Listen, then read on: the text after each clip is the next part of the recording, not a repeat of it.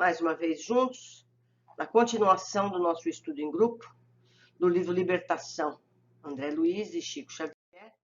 Nós vamos ver hoje o primeiro capítulo, Ouvindo Elucidações. No vasto salão do educandário, que nos reunia, o ministro Flacos, fixado em nós o olhar saturado de doce magnetismo, convidava-nos a preciosas meditações. Congregamo-nos ali somente algumas dezenas de companheiros, de modo a registrar-lhe as instruções edificantes. E, sem dúvida, a preleção revestia-se de profundo interesse. Podíamos perguntar à vontade, dentro do assunto, e guardar todas as informações compatíveis com o novo trabalho que nos cumpria desempenhar. Até então, ouvira comentários alusivos a colônias purgatoriais, perfeitamente organizadas para o trabalho expiatório a que se destinam, arrebatando milhares de criaturas arraigadas no mal. Entretanto, agora o instrutor Gúbio, que se mantinha silencioso em nossa companhia, concedera-nos permissão de acompanhá-lo a enorme centro dessa espécie. A gente já esteve antes em pequenos grupos, lembram? Umbralinos, aquele cenário difícil e alguns postos de socorro. Agora a coisa vai ser mais específica. Interessados na palavra fluente e primorosa do orador, seguíamos o curso das elucidações com justificável expectação de aluno, que não deseja perder um tio do ensinamento, observando que a serenidade e a atenção transpareciam no rosto de todos os aprendizes, considerando-se que todos, no recinto, éramos candidatos ao serviço de socorro aos irmãos ignorantes, atormentados nas sombras. Senhoreando-nos o espírito, o ministro prosseguia satisfeito. Os superiores que se disponham a trabalhar em benefício dos inferiores, em ação persistente e substancial, não lhes podem utilizar as armas, sob pena de se precipitarem no baixo nível deles. A severidade pertencerá ao que instrui, mas o amor é companheiro daquele que serve. Importante. Sabemos que a educação, na maioria das vezes, parte da periferia para o centro.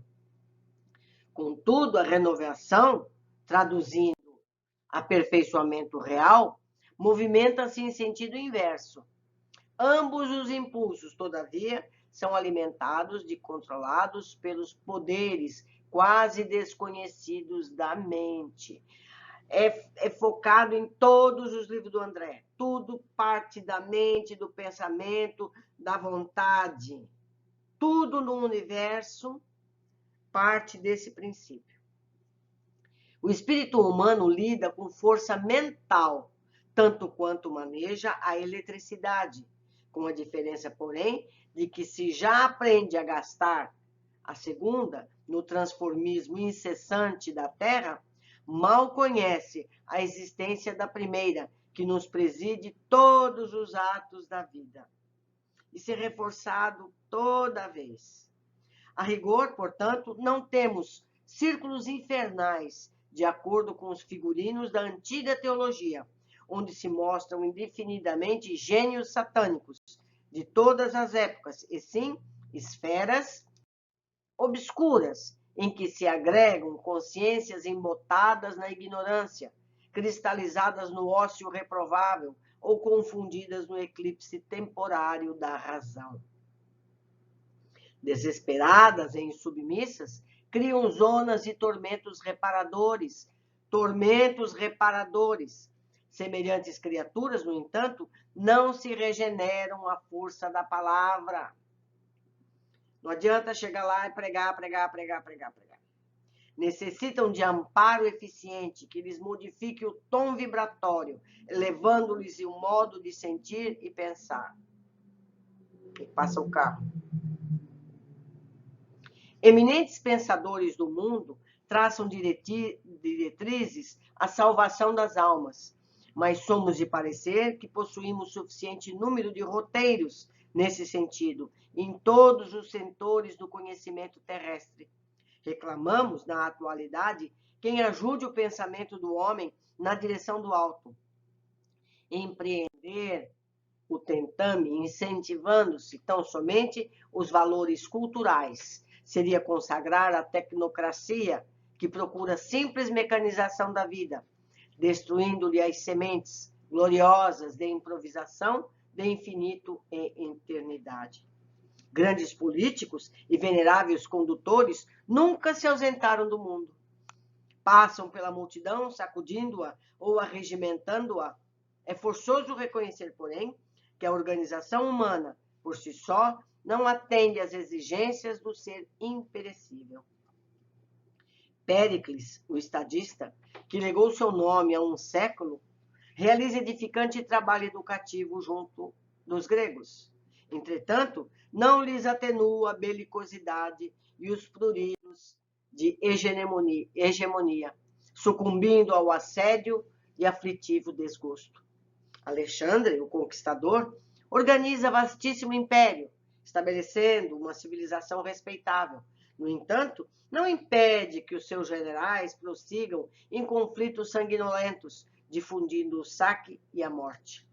Augusto, o divino, unifica o Império Romano em sólidos alicerces, concretizando avançado programa político em benefício de todos os povos, mas não consegue banir de Roma o desvario pela dominação a qualquer preço.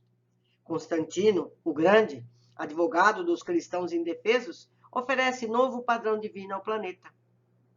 Contudo, não modifica as disposições detestáveis de quantos guerreavam em nome de Deus. Napoleão, o ditador, impõe novos métodos de progresso material em toda a terra, mas não furta ele próprio as garras da tirania pela simples ganância da posse. Pasteur, o cientista, defende a saúde do corpo humano, devotando-se abnegado ao combate silencioso contra a selva microbiana. Todavia, não pôde evitar que seus contemporâneos se destruam reciprocamente em disputas incompreensíveis e cruéis. Abrindo um parênteses, nós estamos vendo isso na atual pandemia.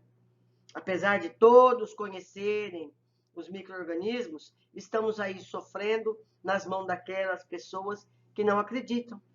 Não é verdade? Isso é muito triste. Olha quanto tempo já passou.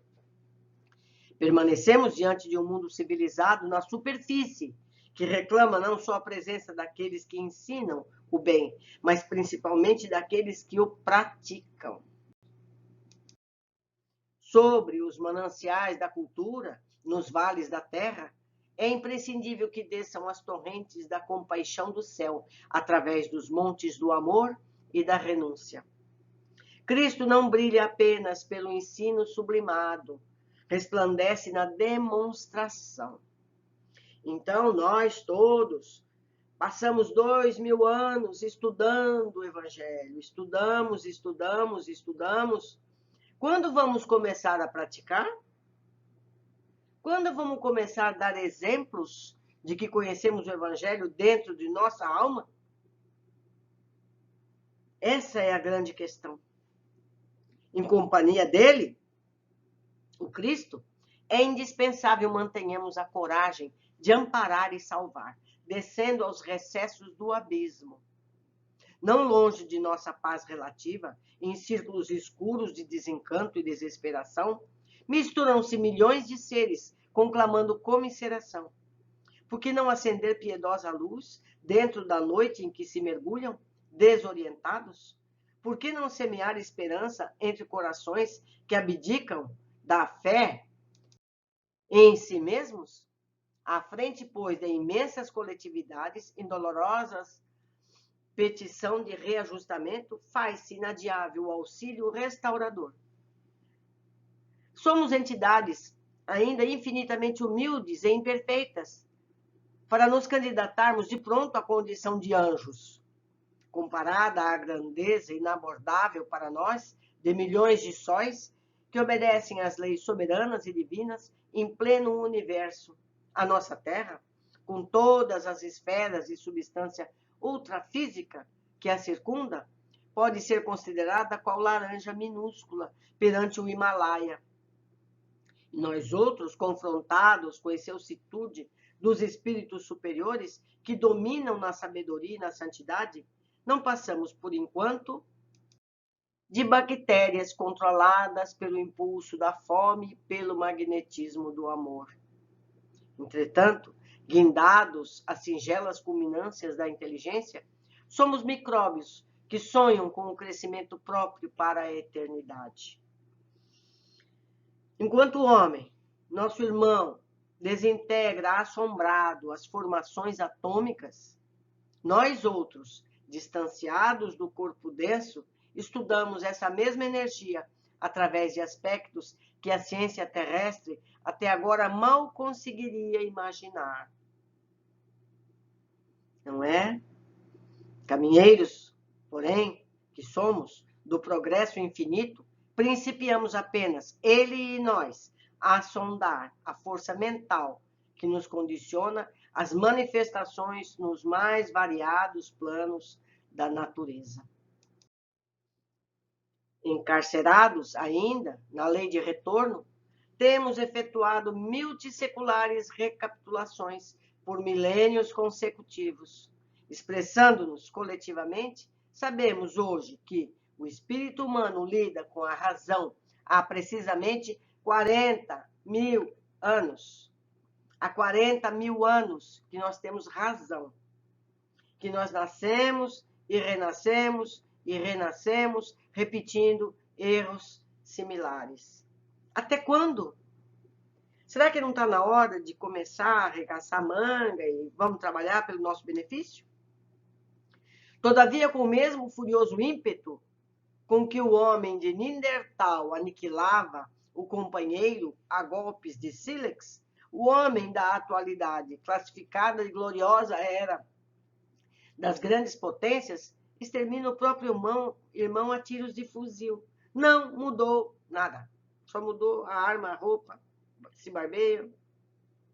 Os investigadores do raciocínio, ligeiramente tisnado de princípios religiosos, identificam tão somente nessa anomalia sinistra a renitência da imperfeição e da fragilidade da carne. Como se a carne fosse permanente individuação diabólica, esquecidos de que a matéria mais densa não é senão conjunto de vidas inferiores incontáveis em processo de aprimoramento, crescimento e libertação. Nós vamos analisar isso lá no fim do capítulo, certo? Periodicamente ele repete isso. Eu vou dizer outra vez.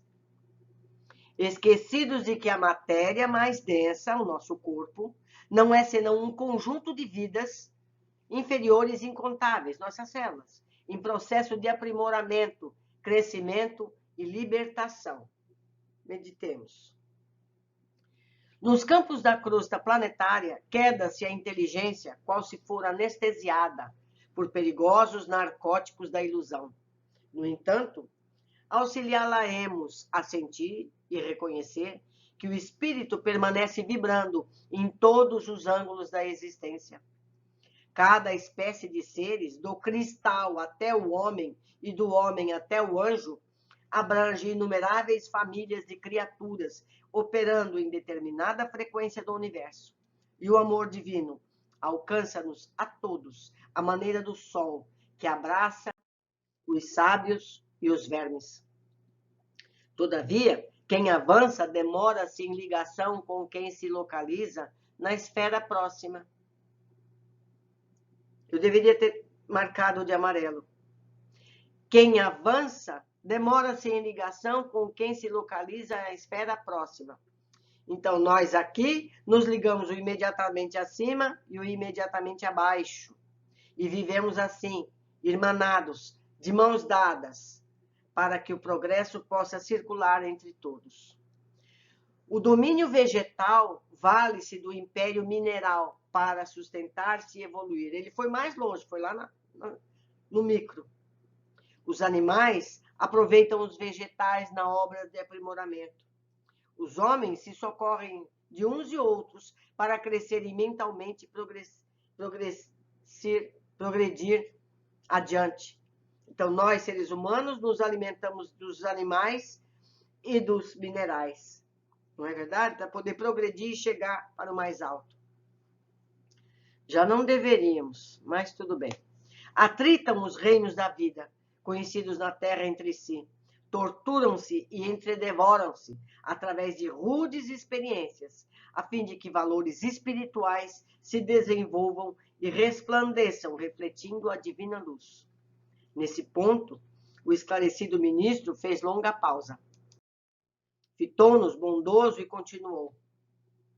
Mas, além do principado humano, para lá das fronteiras sensoriais que guardam ciosamente a alma encarnada, amparando-a com limitada visão e benéfico esquecimento, começa vasto império espiritual, vizinho dos homens. Aí se agitam milhões de espíritos imperfeitos que partilham com as criaturas terrenas as condições de habitabilidade da crosta do mundo. Aquilo que eu disse, o ser humano encarnado está ao lado daqueles ignorantes no inframundo e com os superiores.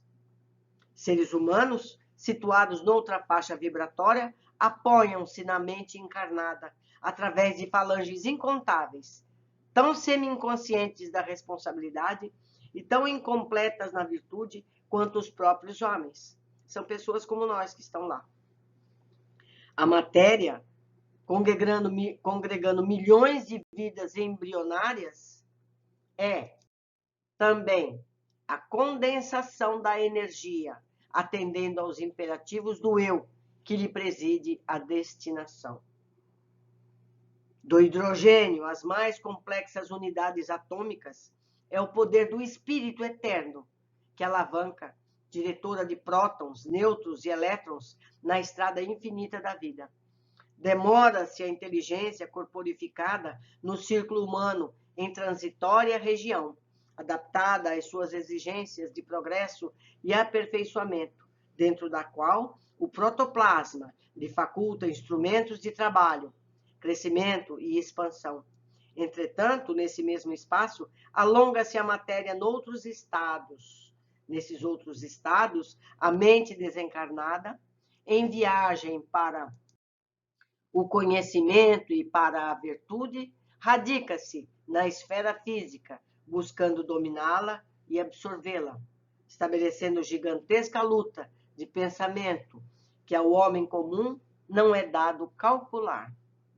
Frustrados em suas aspirações de vaidoso domínio do domicílio celestial, homens e mulheres de todos os climas, de todas as civilizações, depois da morte, esbarram nessa região em que se prolongam as atividades terrenas e elegem instinto de soberania sobre a terra por única felicidade digna do impulso de conquistar.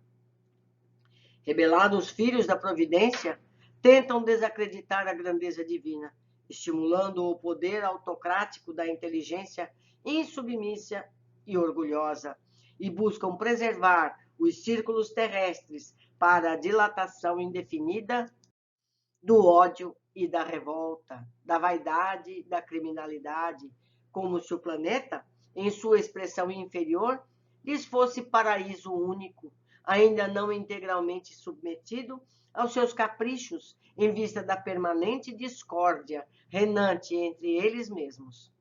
É que, confinados ao berço escabroso da ignorância, em que o medo e a maldade, com inquietudes e perseguições recíprocas, lhes consomem as forças e lhes inutilizam o tempo, não se apercebem da situação dolorosa em que se acham.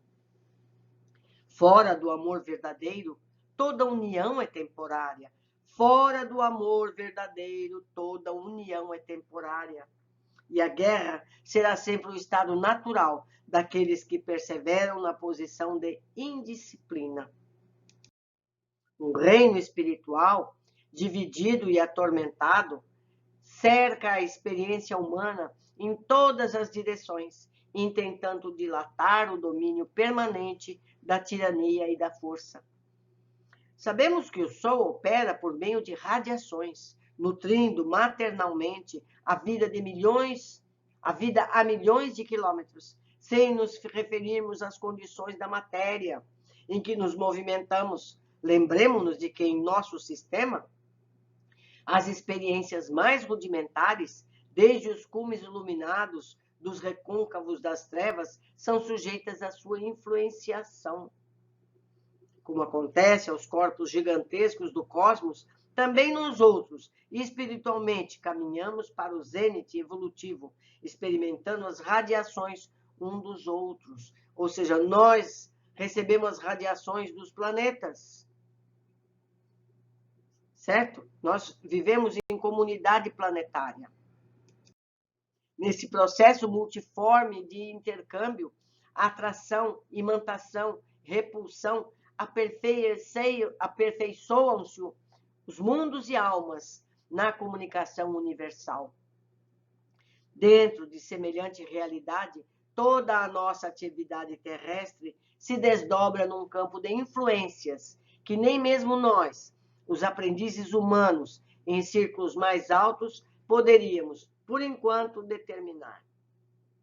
Incapacitados de prosseguir além do túmulo, a caminho do céu que não souberam conquistar, os filhos do desapego organizam-se em vastas colônias de ódio e miséria moral, disputando entre si a dominação da terra.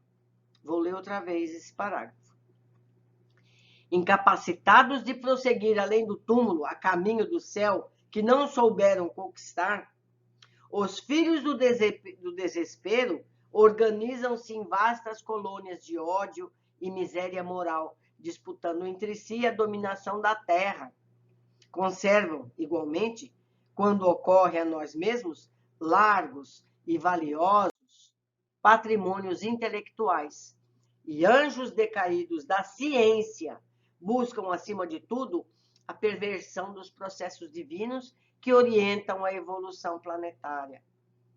Mentes cristalizadas na rebeldia tentam solapar em vão a sabedoria eterna, criando quistos de vida inferior na organização terrestre, entrincheiradas nas paixões escuras que lhes vergastam as consciências.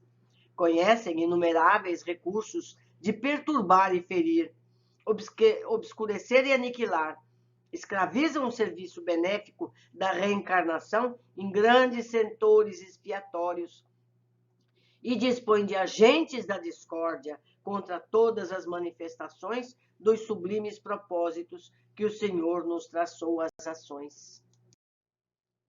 Os homens terrenos, que semi-libertos do corpo, lhes conseguiram identificar, de algum modo, a existência, recuaram tímidos e espavoridos, espalhando entre os contemporâneos as noções de um inferno punitivo e infindável, encravado em tenebrosas regiões além da morte. Aqui ele se refere aos libertos durante o sono. Vão lá, veem as zonas de dor, e aí criam a imagem dos infernos descritos, seja na literatura, seja em algumas religiões.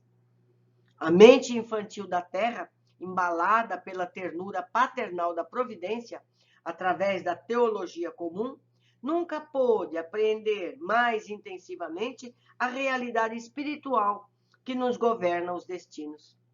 Raros compreendem na morte simples modificação de envoltório, e escasso número de pessoas, ainda mesmo em se tratando dos religiosos mais avançados, guardaram a prudência de viver no vaso físico de conformidade com os princípios superiores que esposaram.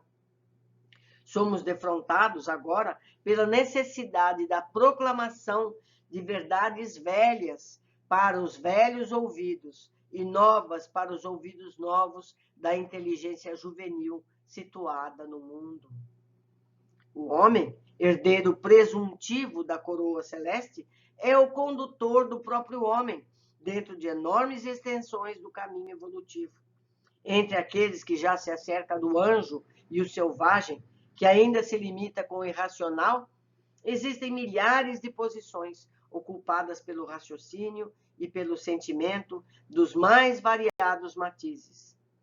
E se há uma corrente brilhante e maravilhosa de criaturas encarnadas e desencarnadas que se dirigem para o monte da sublimação, desferindo glorioso cântico de trabalho, imortalidade, beleza e esperança, exaltando a vida, outra corrente existe, escura, infeliz, nas mesmas condições, interessada em descer aos recôncavos das trevas, lançando perturbação, desânimo, desordem e sombra, consagrando a morte. Espíritos incompletos que somos ainda, aderimos ao movimento que lhes dizem respeito e colhemos os benefícios da ascensão e da vitória, ou o prejuízo da descida e da derrota. É nossa escolha. Controlados pelas inteligências mais vigorosas que a nossa e que seguem conosco lado a lado na zona progressiva ou deprimente em que nos colocamos. Como já havia dito, nós estamos entre duas condições sempre, a mais acima e a mais abaixo. Nós podemos querer subir e puxar o que está mais abaixo, ou descer. É nossa escolha. Somos livres para isso. O inferno, por isso mesmo, é um problema de direção espiritual. Nossa escolha. Nós subimos ou descemos, como a gente quiser. Satã é a inteligência perversa. Inteligência perversa. O mal é o desperdício do tempo ou o emprego da energia em sentido contrário aos propósitos do Senhor. O sofrimento é reparação ou ensinamento renovador. O sofrimento é reparação ou ensinamento renovador. Então, quando está doendo, seja físico ou moral, devemos perguntar: o que eu preciso me renovar com essa dor? O que eu preciso aprender? Isso ajuda bastante. As almas decaídas, contudo, quaisquer que sejam, não constituem uma raça espiritual sentenciada irremediavelmente ao satanismo, integrado tão somente à coletividade das criaturas humanas desencarnadas, em posição de absoluta insensatez. Não! Misturam-se à multidão terrestre, exercem atuação singular sobre inúmeros lares e administrações. E o interesse fundamental da maioria poderosa, das mais poderosas inteligências, dentre elas, é a conservação do mundo ofuscado e distraído. A força da ignorância defendida e do egoísmo recalcado, adiando-se o reino de Deus entre os homens indefinidamente. De milênio a milênio, a região em que respiram padece extremas alterações, qual acontece ao campo provisoriamente ocupados pelos povos conhecidos. Ou seja, a matéria também se modifica. A matéria que lhes estrutura a residência sofre tremendas modificações e precioso trabalho seletivo se opera na transformação natural dentro dos moldes do infinito bem. A terra inunda, a terra seca, a terra treme, não é? A terra muda, se modifica, e isso a comunidade que está nela também se modifica. Entretanto, embora as fileiras compactas, incessantemente substituídas, persistem por séculos sucessivos, acompanhando o curso das civilizações e seguindo-lhes os esplendores e existências, aflições e derrotas. Quantos impérios nós conhecemos completamente destruídos? Estão lá, nas areias ou nas selvas, encobertos. Ali teve uma comunidade maravilhosa que passou, sucumbiu. Fazendo-se nova pausa do ministro, que se pareceu oportuna e intencional, um companheiro interferiu indagando: grande benfeitor, reconhecemos a veracidade de vossas afirmativas. Todavia, por que não suprime o Senhor, compassivo e sábio, tão polvoroso quadro? O esclarecido mentor fixou um gesto de condescendência e respondeu: não será o mesmo interrogar pela tardança de nossa própria adesão ao reino? Nós estamos atrasados porque queremos, porque nós não nos modificamos.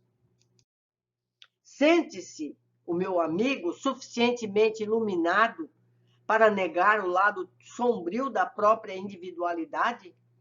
Liberou-se de todas as tentações que fluem dos escaninhos misteriosos da luta interna? Não é? Isso é o nosso universo. Por que nós não mudamos? Não é? Não admite que o orbe possua os seus círculos de luz e trevas, qual acontece em nós mesmos nos recessos do coração? E assim como duelamos em formidáveis conflitos por dentro, a vida planetária é compelida igualmente a combater nos recônditos ângulos de si mesma, do universo.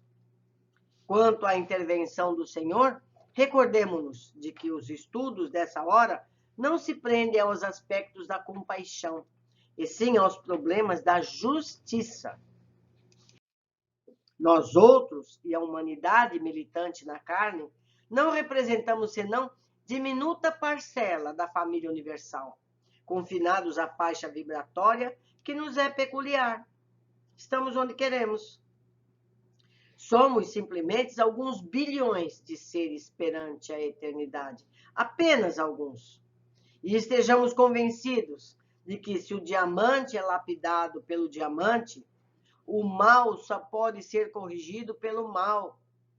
Funciona a justiça através da injustiça aparente, até que o amor nasça e redima os que condenaram a longas e dolorosas sentenças diante da boa lei. Esse parágrafo é precioso, precisa ser entendido profundamente. Nós vamos voltar a ele no fim do capítulo. Homens perversos, calculistas, delituosos e inconsequentes são vigiados por gênios da mesma natureza, que se afinam com as tendências de que são portadores. Realmente, nunca faltou proteção do céu contra os tormentos que as almas endurecidas e ingratas semearam na terra. E os númenes guardiães não se despreocupam dos tutelados. No entanto, seria ilógico e absurdo designar um anjo para custodiar criminosos. Pensem, meditem sobre esse assunto. Porque eu estou centrada, estou pensando nisso. Não é? Os homens encarnados, de maneira geral, permanecem cercados pelas escuras e degradantes irradiações de entidades imperfeitas e indecisas, quando eles próprios, criaturas que lhes são invisíveis, ao olhar, mas que lhe partilham a residência.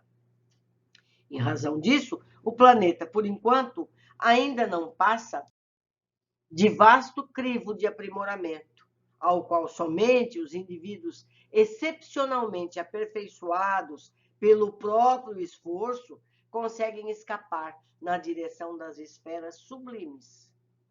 Considerando semelhante situação, o Mestre Divino exclamou perante o juiz em Jerusalém: por agora o meu reino não é daqui.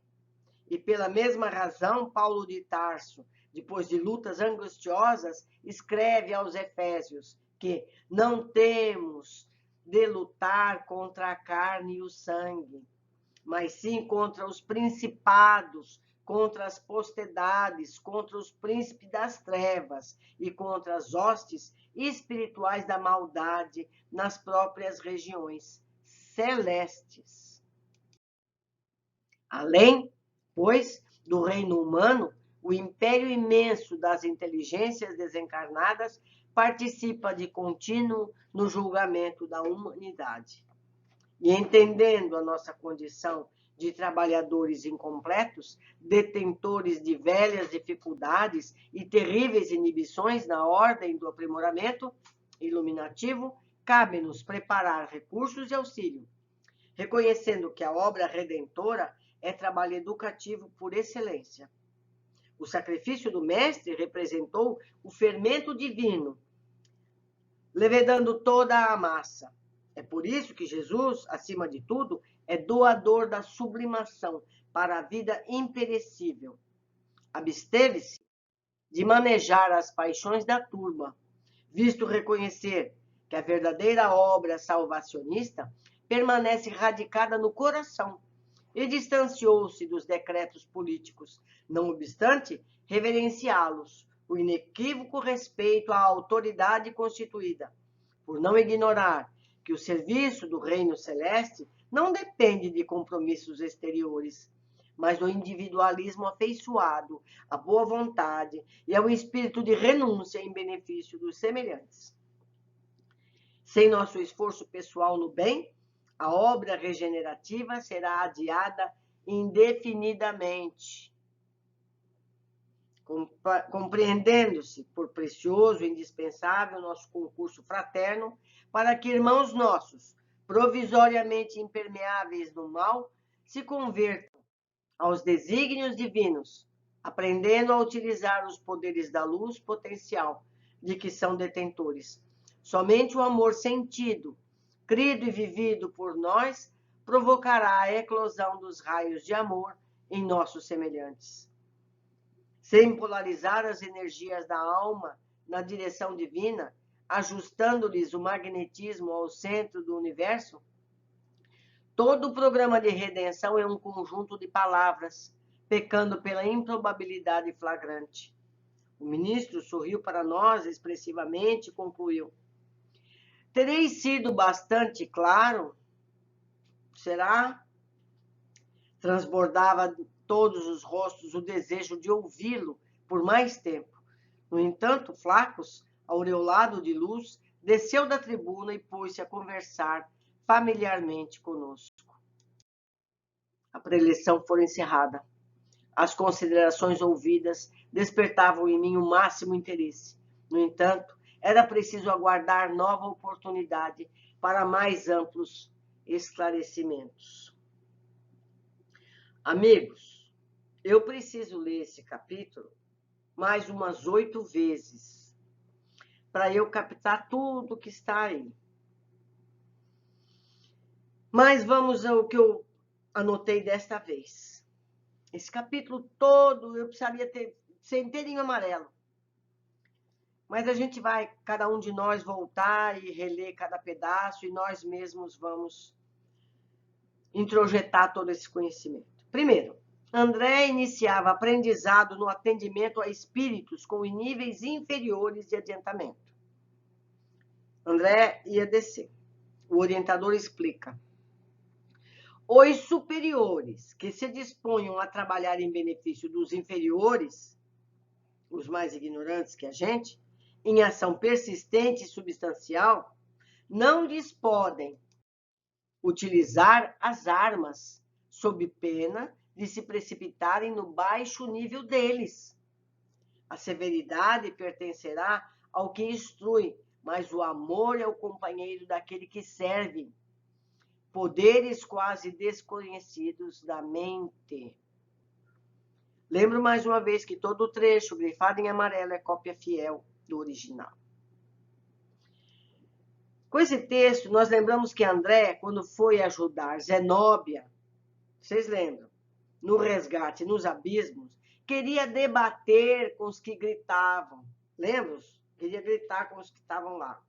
Foi advertido a não se equiparar aos ignorantes.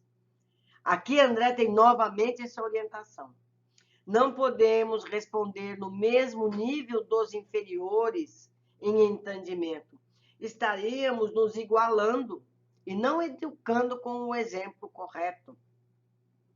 E mais uma vez informa: a mente irradia nossos pensamentos e atinge os objetivos. Então, além de não revidarmos em palavras, devemos também mentalizar o socorro amoroso aos que ainda ignoram os caminhos da paz, da fraternidade verdadeira. A gente vai ver em toda a obra de André Luiz que a vibração magnética do bem atinge o ser.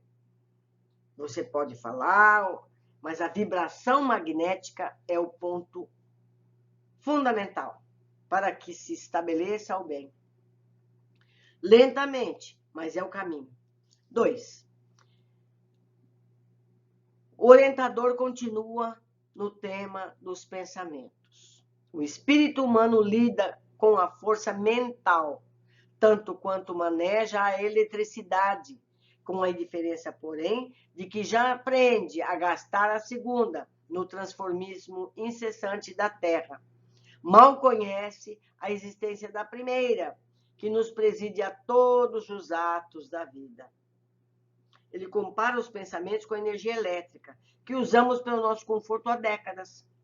Precisamos ter a mesma agilidade que temos, mas usando adequadamente as forças mentais. Vejam bem, nós temos as forças mentais há mais de 40 milhões de anos, como foi dito, não é? Que a gente se tornou um ser pensante. No entanto, ainda não aprendemos, quer dizer, a maioria, né? Que alguns usam a força mental, inclusive negativamente. A força elétrica começou ontem, faz pouco mais de um século. E a gente sabe ligar, desligar, sabe que aquilo dá choque, não é verdade?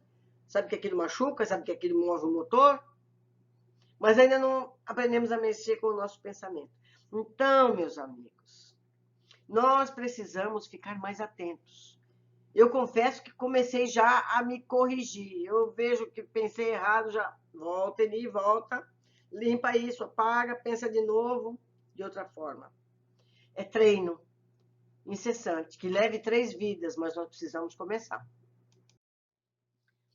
Flacos nos diz que as regiões onde habitam essas pessoas que se agregam, consciências embotadas na ignorância, cristalizadas no ócio reprovável ou confundidas no eclipse temporário da razão, criam zonas de tormentos reparadores. Zonas de tormentos reparadores. Semelhantes criaturas, no entanto, não se regeneram à força da palavra. Nós vimos isso lá com Zenóbia. Esses locais são criações dessas mentes, portanto, elas estão no espaço resultante de seus atos e pensamentos. E esses tormentos são reparadores, ou seja, elas têm com isso oportunidade de repararem o passado. Essa regeneração não se fará pelas palavras dos socorristas. Elas não dão atenção às palavras, como vimos na oportunidade já citada lá com Zenóbia. Os que correram para o socorro na casa transitória foram motivadas pela passagem do fogo reparador. Foi o medo que fez elas correrem. Necessitam de amparo eficiente que lhes modifique o tom vibratório, elevando-lhes o modo de sentir e pensar. Então, é o medo. Então, vem o grupo de socorristas magneticamente vibrando no bem. Então, elas sentem. Se eu for para o bem, eu não vou sofrer isso. E assim vai. Ou seja, estimuladas pela oportunidade de amparo dos que já superaram as dores do passado. Flacos descreve grandes nomes que passaram na Terra e deixaram marcas de realizações, mas nenhum deles foi capaz de melhorar o comportamento humano. A gente continua com os mesmos erros, séculos e séculos sucessivamente. Permanecemos diante de um mundo civilizado na superfície, que reclama não só a presença daqueles que ensinam o bem, mas principalmente daqueles que o praticam. É o que todos precisamos fazer, dar exemplos de comportamentos dignos e assim estimular que sigam esses exemplos, falar menos e agir mais. Muitos estudam os evangelhos, mas raros praticam em suas rotinas diárias. Cristo não brilha apenas pelo ensino sublimado, resplandece na demonstração. Vale observar aqui que Jesus não escreveu nada. Tudo o que está escrito foi descrito por outras pessoas. Jesus fez isso, Jesus falou aquilo. Então, Jesus veio e deu o exemplo. Ele fez. As pessoas escreveram o que ele fez. Então, não é a palavra, é o gesto, é a atitude de cada um que modifica o outro. 5. O orientador compara a imensidão do universo com a fagulha que representa o nosso sistema solar. A Terra seria como uma laranja junto do Himalaia. Eu acho que até maior a diferença. E compara a nossa ignorância. Enquanto o homem, nosso irmão, desintegra, assombrado, as formações atômicas, nós outros, distanciados do corpo denso, estudamos essa mesma energia através de aspectos que a ciência terrestre, por agora, mal conseguiria imaginar. Esse livro foi publicado depois das bombas nucleares da Segunda Guerra Mundial. A humanidade terrestre ainda não dominava o uso da energia atômica nas atividades de cura, atualmente já aplicada com êxito. A mesma energia mortal pode salvar vidas. Então, a energia atômica pode destruir o planeta inteiro, como pode curar um grande número de pessoas. Não é verdade? Então, a questão é o uso que a gente faz do que tem na natureza. É isso que o ser humano infantil ainda precisa centrar. Flaccus nos lembra que o espírito humano lida com a razão há precisamente 40 mil anos. Eu falei milhões agora há pouco, falei errado. É 40 mil anos. A humanidade ainda, como os primitivos ancestrais, ainda mata seus semelhantes por motivos fúteis e egoístas. E ainda tateamos o conhecimento sobre as influências da nossa mente, seja em nós mesmos, como em nossa coletividade. Porque aquilo que a gente pensa, a primeira pessoa afetada somos nós mesmos. Nós mesmos é o primeiro. Certo? E tem aquele ditado, né? Você pensar mal de alguém, você odiar alguém, é como se você tomasse o veneno e quisesse que o outro morresse. A primeira pessoa que capta aquela energia somos nós. O orientador segue esclarecendo os conceitos que nos têm equivocado. Fala aqui do corpo físico. Vamos ver. Como se a carne fosse permanente individuação diabólica, esquecidos de que a matéria mais densa não é senão um conjunto de vidas inferiores incontáveis em processo de aprimoramento, crescimento e libertação. A matéria, congregando milhões de vidas embrionárias, é também a condensação da energia, atendendo aos imperativos do eu, que lhe preside a destinação. Esse tema já foi abordado rapidamente e se repete aqui, e vai se repetir em toda a obra. Nossas células físicas de hoje são vidas em processo de aprimoramento e libertação. Essas vidas atendem às necessidades nossas, do nosso eu. São influenciadas por nossos pensamentos. Nós estamos ensinando as nossas células como elas devem ser. E elas um dia serão outras vidas. Então, o nosso corpo obedece adoecendo ou se curando, conforme nossas mentes inclinam à saúde ou à doença. Pensemos, vidas em aprimoramento, que cada um medite a respeito. E ele segue. Cada espécie de seres, do cristal até o homem e do homem até o anjo, ou seja, já fomos pedras e um dia chegaremos a anjos. E sabemos que estamos mais perto do início que do objetivo. Muito que andar. Então vamos nos apressar.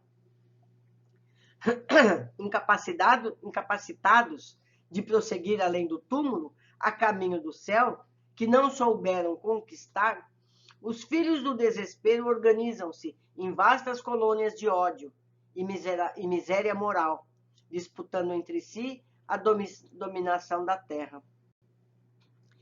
Esse livro trata das colônias dos espíritos ainda em estados de ignorância espiritual, que eles são inteligentes. Nós vamos ver como eles são inteligentes. Flaccus procura nos preparar para aceitar a todos como irmãos, como Todos já passamos por estados primitivos e recebemos esforços para nos elevarmos até onde estamos. Ignorantes ainda somos, vale observar. Se não fôssemos, não precisaríamos ser esclarecidos por ele. Então, todos nós já estivemos nas condições de inferioridade moral e espiritual daqueles que nós vamos ver nesse livro. Nós recebemos ajuda. Então, nós devemos essa ajuda para eles. Porque um ajuda o outro a subir. Então, nós recebemos ajuda, nós temos o dever de ajudar. Flaccus nos fala dos seres que habitam essas colônias abismais. Misturam-se à multidão terrestre, exercem atuação singular sobre inúmeros lares e administrações, e o interesse fundamental das mais poderosas inteligências, dentre elas é a conservação do mundo ofuscado e distraído. Eu vou ler de novo. Esses seres ignorantes que estão lá nessas colônias que nós vamos conhecer, misturam-se à multidão terrestre. Temos contatos com eles, os de cima conosco e nós com os de baixo.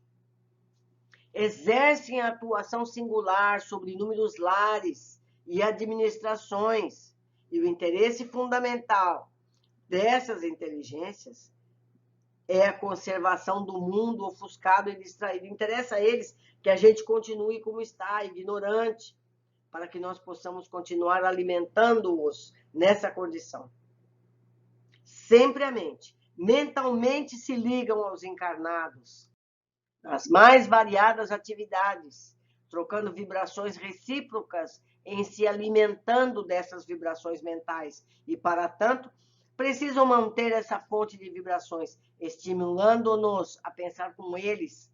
Ódio, egoísmo, corrupção, conflitos e tudo que a gente imaginar. Então, cada vez que a gente tiver um pensamento de ordem, de ódio, egoísmo e tudo mais, de ordem negativa, nós estamos nos ligando a eles. Estamos levando alimento para que eles continuem fortes e nos assediando. Vê como a coisa é simbiótica? Alguém precisa cortar essa ligação. E somos nós. Para isso está vindo o conhecimento. Um dos ouvintes pergunta por que Deus não elimina esse tenebroso quadro. Num passo, ele não é poderoso? Por que ele não para com isso? E Flaccus responde: sente-se o meu amigo suficientemente iluminado para negar o lado sombrio da própria individualidade? Libertou-se de todas as tentações que fluem dos escaninhos misteriosos da luta interna? Certo? Estaríamos nós merecendo o céu divino? E outra, tudo é correlação. Nós somos o universo para as nossas células. Nós somos células do universo. Sem cada um de nós, o universo seria diferente. Então, o Criador não pode nos eliminar, porque nós fazemos parte dele. Nós precisamos nos aprimorar. Cabe a cada um se aprimorar. Não pode Deus, de um passo, acabar com tudo, porque acabaria com o universo. Fazemos parte disso, não é? E estejamos convencidos de que se o diamante é lapidado pelo diamante, o mal só pode ser corrigido pelo mal. Isso é que custa a gente entender. Ou seja, os ignorantes que desconhecem o bem precisam conviver juntos aos seus semelhantes, vivendo as dores que provocam nos demais, para que entenda essa dor como educadora para o bem. Uma pessoa só entende a dor do outro quando ela sofre aquela dor. Certo? Você pega uma criança que morde todo mundo. Se você pegar essa criança e der uma mordida nela, educativa, uma mordida educativa. Olha aqui, meu filho. Você tá vendo como dói? Doeu, né? Doeu no outro que você mordeu. Você achou bom essa mordida? Não achou, né? Então você não morde mais. Se você morder, você vai ser mordido. Em grosso modo, é isso que acontece com a gente. Tudo que a gente faz, a gente vai receber igual. É duro? É duro. mas é assim que funciona. Não dá para a gente dizer que é certo, que é errado, tem que ser assim. É assim que é. Ou a gente acha que Deus não sabe o que está fazendo? Eu acho que sabe, hein? Então nós temos que entender isso. Quando a gente recebe uma dor, o que eu fiz para merecer isso? Fez. Pode não lembrar porque está na outra vida, mas fez. E eu tenho notado que nos dias de hoje está vindo na própria vida. Não espero outra encarnação, não. Está vindo nessa mesma. Seguindo. Funciona a justiça através da injustiça aparente. Funciona a justiça através da injustiça aparente, até que o amor nasça e redime os que condenaram a longas e dolorosas sentenças diante da boa lei. Seria ilógico e absurdo designar um anjo para custodiar um criminoso. Não é? Tem lá uma pessoa que faz todo tipo de crime. Você vai pegar um anjo maravilhoso para cuidar dele? Não. Ele tem que sofrer as consequências dos próprios atos até ele aprender. E aí merecer uma atenção. Como nós vamos aprender durante toda essa obra de André Luiz. Que o bem chega para todos, mas à medida que você está preparado para entender esse bem. Ele esclarece, sem nosso esforço pessoal no bem, a obra regenerativa será adiada indefinidamente. Cabe a cada um de nós a instalação do bem na Terra. Todos somos responsáveis pela situação que aí está. Então a gente sabe criticar. Ai, meu Deus, fulano matou, fulano roubou, fulano... E nós? O que nós estamos fazendo como exemplo para mudar essa situação? E vale lembrar, começa com o pensamento. Então você não faz um crime, mas você deseja que ele aconteça. Não é? Ai, podia tal coisa acontecer e resolvia isso. Não é isso que a gente faz? Pois é, todos nós fazemos isso, não adianta negar. Um grande abraço a todos, eu deixo aqui meus contatos, e-mail, Facebook, para me encontrarem. Me ajudem a entender esses capítulos, toda essa leitura, o que eu deixei passar e não vi, o que eu falei errado. Nós estamos estudando juntos, é importante saber isso. Um grande abraço e até o próximo capítulo.